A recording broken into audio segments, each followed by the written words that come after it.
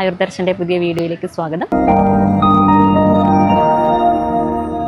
ഇന്ന് നമ്മൾ പറയുന്നത് ആദ്യമായിട്ട് അമ്മമാരാകുന്നവരാണെങ്കിൽ അവർക്ക് അധികം ഉണ്ടാകുന്നൊരു സംശയമാണ് കുഞ്ഞിന് ആവശ്യത്തിന് പാല് ലഭിക്കുന്നുണ്ടോ എന്നുള്ളത്. അപ്പോൾ അതെങ്ങനെയൊക്കെയാണ് മനസ്സിലാക്കാൻ കഴിയുന്നത് എന്നുള്ള കാര്യങ്ങളാണ് പറയാൻ പോകുന്നത്. അതായത് നിങ്ങളുടെ കുഞ്ഞ് ദിവസത്തിൽ ഒരു 6-7 തവണ ഫീഡ് ചെയ്യപ്പെടുന്നുവെങ്കിൽ കുഞ്ഞിന് ആവശ്യത്തിനായിട്ടുള്ള പാല് ലഭിക്കുന്നുണ്ട് എന്നാണ് നമ്മൾ മനസ്സിലാക്കേണ്ടത്. അതുപോലെ കുഞ്ഞിൻ്റെ ബോഡി വെയിറ്റ് ആദ്യത്തെ ഒരു 2 വീക്സിൽ 150 മുതൽ 250 ഗ്രാം വരെ വെയിറ്റ് വർദ്ധിക്കേണ്ടതാണ്. അങ്ങനെയാണെങ്കിലും ആവശ്യത്തിന് കുഞ്ഞിന് പാല് ലഭിക്കുന്നുണ്ട് എന്നുള്ളതാണ് നമ്മൾ മനസ്സിലാക്കേണ്ടത്. അതേപോലെ കുഞ്ഞ് ഫീഡ് ചെയ്ത് കഴിഞ്ഞാൽ നമ്മുടെ ബ്രസ്റ്റ് എംപ്റ്റി ആയിട്ടുള്ളൊരു ഫീലിംഗ് ഉണ്ടെങ്കിലും അതേപോലെ വയറ് നിറഞ്ഞു കഴിഞ്ഞാൽ കുഞ്ഞ് തന്നെ നിപ്പിളിൽ നിന്ന് പിടിവിടുകയും ചെയ്യുകയാണെങ്കിലും അവർക്ക് ആവശ്യത്തിന് ഫീഡ് ചെയ്യുന്നുണ്ട് എന്നുള്ളതാണ് മനസ്സിലാക്കേണ്ടത്. അതുപോലെ നമുക്ക് ഫീഡ് ചെയ്യുന്നതിൻ്റെ ഇടയിൽ കുഞ്ഞ് കുടിച്ചിറക്കുന്ന സൗണ്ട് കേൾക്കാൻ കഴിയും. അപ്പോൾ ആവശ്യത്തിന് കുഞ്ഞ് വലിച്ച് കുടിക്കുന്നുണ്ട് എന്നുള്ളതാണ് മനസ്സിലാക്കേണ്ടത്.